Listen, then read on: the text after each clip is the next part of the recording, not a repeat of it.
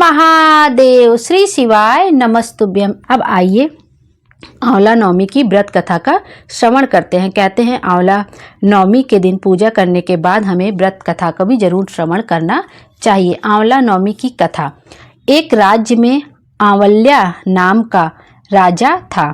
राजा ने यह प्रण लिया था कि वह अपनी प्रजा में रोजाना 1.25 मन आंवला दान करेगा, उसके बाद ही खाना ग्रहण करेगा। राजा अपने प्रण के अनुसार हमेशा ऐसा ही करते थे, लेकिन उनके बेटे और बहुओं को यह बात पसंद नहीं थी। इसलिए एक दिन उसके बेटे बहू ने सोचा कि राजा इतने सारे आंवले रोजाना दान करते हैं, इस प्रकार तो एक दिन हमारा सारा खजाना ही खाली हो जाएगा। एक दिन बेटे ने कहा राजा से कि आप इस तरह दान करना बंद कर दीजिए। राजकुमार की बात सुनकर राजा को बहुत अधिक दुख हुआ और राजा ने रानी के साथ महल का त्याग कर दिया। फिर क्या था, राजा आंवला दान नहीं कर पाए और अपने प्रण के कारण कुछ खाया भी नहीं। जब भूखे प्यासे 7 दिन हो गए तब भगवान को उनके ऊपर दया आ गई कि वो अपने प्रण को कैसे निभा रहे हैं। इसलिए भगवान ने राजा के लिए जंगल में ही महल, राज्य और बाग बगीचे सब बना दिए और ढेरों आंवले के पेड़ लगा दिए। जब राजा रानी ने यह देखा कि जंगल में उनके राज्य से भी दोगुना राज्य बसा हुआ है, राजा रानी से कहने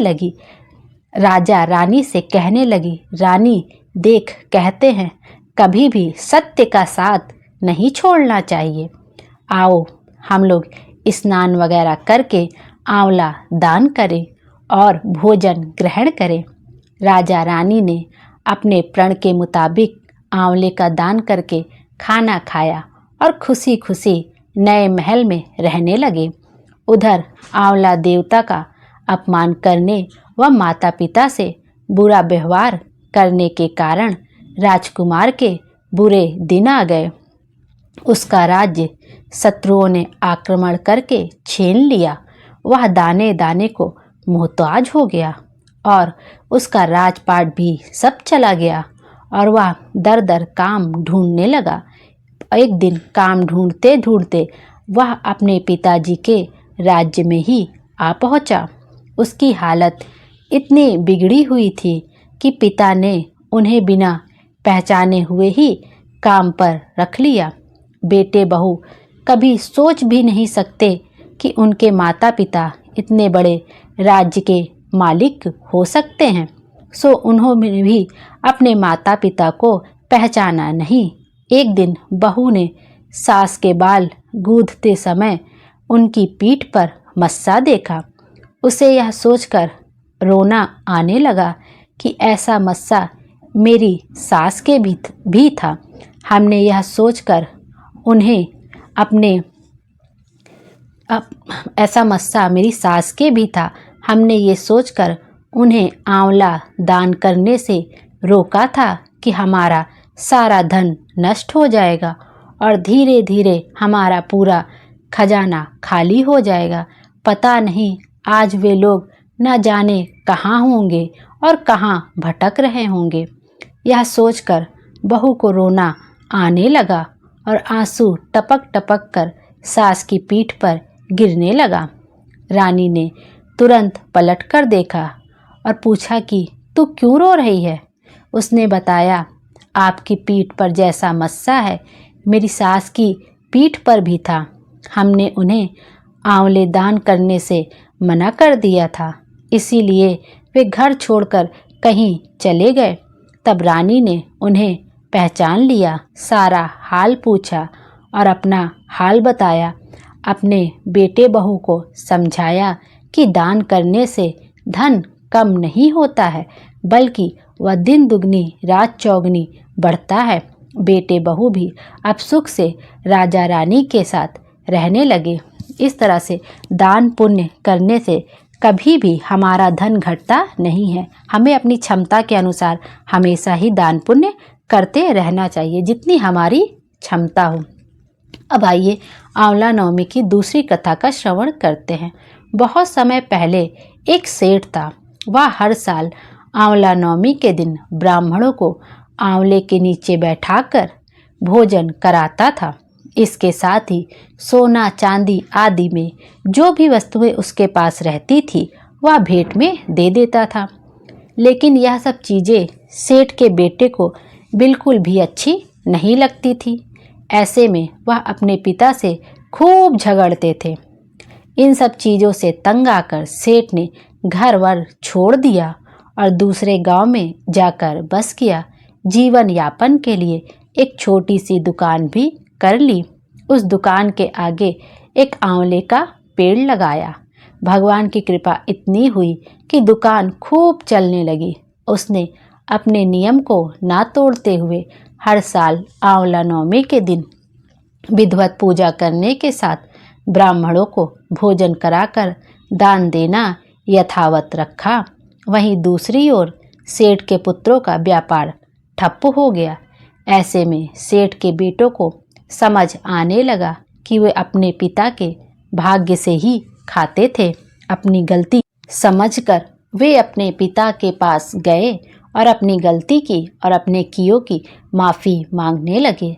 फिर पिता के कहने के बाद उन्होंने भी आंवले के पेड़ की पूजा करनी शुरू की और दान करने लगे। इसके प्रभाव से सेठ के बेटों के घर पहले की तरह खुशहाली आ गई और सुख समृद्धि के साथ वह सब रहने लगे। इस तरह से आंवले के वृक्ष के नीचे पूजन करने से हम जो भी दान पुण्य करते हैं, आंवले का दान करते हैं, आंवले का भोग भगवान विष्णु को आंवले का भोग लगाते हैं और उसी आंवले को प्रसाद के रूप में ग्रहण करते हैं, तो हमारी जो भी मनोकामना होती है या हम जो भी दान पुण्य करते हैं उससे हमें अच्छे फल की प्राप्ति होती है। उस दान पुण्य से हमें कभी भी कमी नहीं होती है। और कहते हैं कि आंवले के वृक्ष की परिक्रमा अवश्य करनी चाहिए। कच्चा सूत या मौली लेके बहुत जगह 8 बार परिक्रमा की जाती है और बहुत जगह 108 बार परिक्रमा की जाती है। तो आपके यहाँ जैसे भी परिक्रमा होती हो आप देख लीजिएगा और आंवले के वृक्ष के नीचे एक दीपक का दीपदान अवश्य करिएगा। साथ ही साथ आंवले के नीचे बैठकर कनक धारा स्रोत का पाठ अवश्य ही करना चाहिए। इसके बाद यहाँ पे कथा समाप्त हो जाती है और इसके बाद हम लोग देखेंगे कि जो है हमें विष्णु चालीसा का पाठ का श्रवण करना है और साथ में हमें विष्णु जी की आरती भी करनी है। तो चलिए आइए विष्णु चालीसा का पाठ शुरू करते हैं। विष्णु सुनिए विनय सेवक की चितलाए, कीरत कुछ वर्णन करूं दीजय ज्ञान बताए। नमो विष्णु भगवान खरारी, कष्ट नसावन अखिल बिहारी। प्रबल जगत में शक्ति तुम्हारी, त्रिभुवन फैल रही उंजियारी।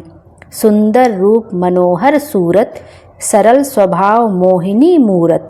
तन पर पीतांबर अति सोहत, बैजंती माला मनमोहत। शंख चक्र कर गदा बिराजे, देखत दैत्य असुर दल भाजे। सत्य धर्म मद लोभ न गाजे, काम क्रोध मद लोभ न छाजे। संत भक्त सज्जन मनरंजन, दनुज असुर दुष्टन दल गंजन। सुख उपजाए कष्ट सब भंजन, दोष मिटाए करत जन सज्जन। पाप काट भव सिंधु उतारण, कष्ट नाश कर भक्त उबारण। करत अनेक रूप प्रभु धारण, केवल आप भक्त के कारण। धरणि देनु बन तुम ही पुकारा, तब तुम रूप राम का धारा। भार उतार असुर दल मारा, रावण आदि को संहारा। आप वराह रूप बनाया, हरण्याक्ष को मार गिराया। धर मत्स्य तन सिंधु बनाया, 14 रत्नन को निकलाया। अमिलख असुरन द्वंद मचाया, रूप मोहिनी आप दिखाया। देवन को अमृत पान कराया, असुरन को छवि से बहलाया। क्रूम रूप धर सिंधु मझाया, मंद्राचल गिरि तुरत उठाया। शंकर को तुम फंद छुड़ाया, भस्मासुर को रूप दिखाया। वेदन को जब असुर डुबाया, कर प्रबंध उन्हें ढूंढवाया। मोहित बनकर खलहि नचाया, उसही कर से भस्म कराया। असुर जलंधर अति बलदाई, शंकर से उन कीन्ह लड़ाई। हार पार शिव सकल बनाई, कीन सती से छल खल जाई। सुमिरन कीन्ह तुम्हें शिवरानी, बतलाई सब विपत कहानी। तब तुम बने मुनीश्वर ज्ञानी, वृंदा की सब सुरति भुलानी। देखत तीन दनुज सैतानी, वृंदा आए तुम्हें लपटानी। हो इस पर धर्म क्षतिमानी, हना असुर उर शिव सैतानी। तुमने ध्रुव प्रहलाद उबारे, हिरण्याकुश आदिक खल मारे। गणिका और अजामिल तारे, बहुत भक्त भव सिंधु उतारे। हरहु सकल संताप हमारे, कृपा करु हरि सिरजन हारे। देखूं मैं निज दरस तुम्हारे, दीन बंधु भक्तन हितकारे। चाहत आपका सेवक दर्शन, करहूं दया अपनी मधुसूदन। जानू नहीं योग्य जप पूजन, हो यज्ञ स्तुति अनुमोदन। शील दया संतोष सुलक्षण, विदित नहीं व्रत बोध विलक्षण। करहूं आपका किस विधि पूजन, कुमति बिलोक होत दुख भीषण। करहूं प्रणाम कौन विधि सुमिरन, कौन भांति मैं करहूं समर्पण। सुर मुनि करत सदा सेवकाई, हर्षित रहत परम गति पाई। दीन दुखी पर सदा सहाई, निज जन जान लेव अपनाई। पाप दोष संताप नसाओ, भव बंधन से मुक्त कराओ। सुख संपत्ति दे सुख उपजाओ, निज चरंचन का दास बनाओ। निगम सदा ये विनय सुनाए, पढ़े सुने जो जन सुख पाए। जय हो विष्णु भगवान की। अब हम विष्णु चालीसा का श्रवण कर चुके हैं, अब हम विष्णु जी की आरती करेंगे, का श्रवण करेंगे।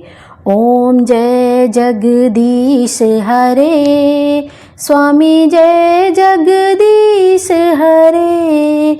भक्त जनों के संकट, दास जनों के संकट, क्षण में दूर करे।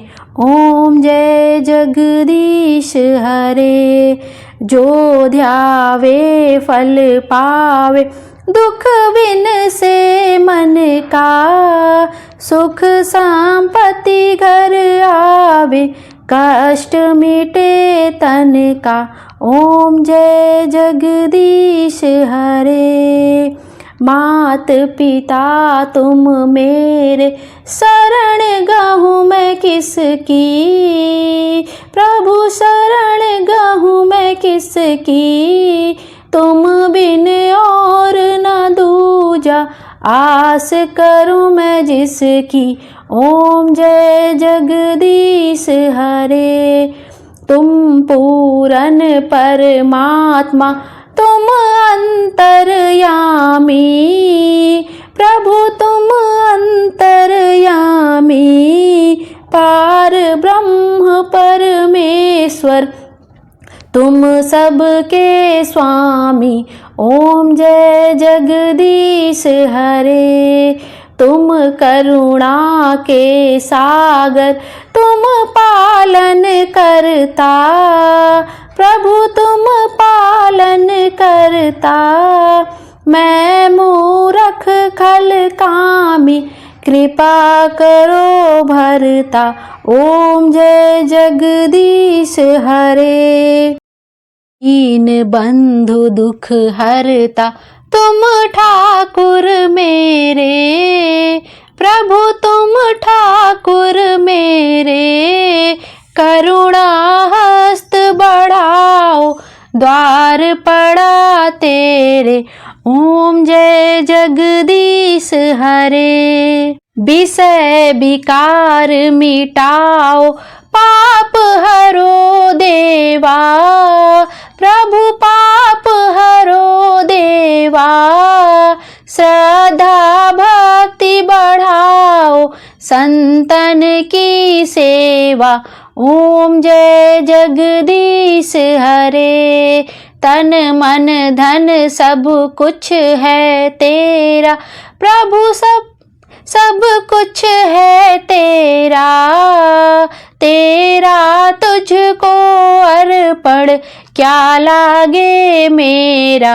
ओम जय जगदीश हरे, श्री जगदीश स्वामी जी की आरती जो कोई नर गावे, कहत शिवानंद स्वामी मन वांछित फल पावे। ओम जय जगदीश हरे, स्वामी जय जगदीश हरे, बोलो विष्णु भगवान की जय। इस तरह से यहाँ पे चालीसा और आरती संपूर्ण होती है। भोले बाबा हम सबकी मनोकामना पूरी करें और हमारे जीवन को खुशियों से भर दे। Thank you.